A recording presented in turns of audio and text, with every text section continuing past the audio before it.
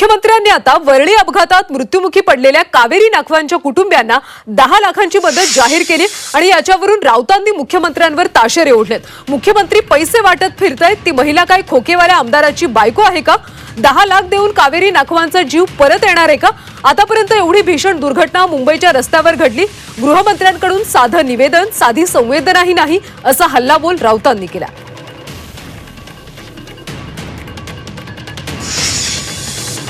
कावेरी नाखवा यांचा जीव काय 10 लाखाचा आहे का?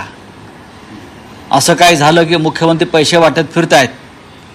ते का खोकेवाल्या आमदाराच्या बायको आहे की खोकेवाले आहेत? ते आले का पैसे वाटायचे, पैसे वाटायचे, पैसे वाटायचे, याला पैसे वाटा, त्याला पैसे वाटा।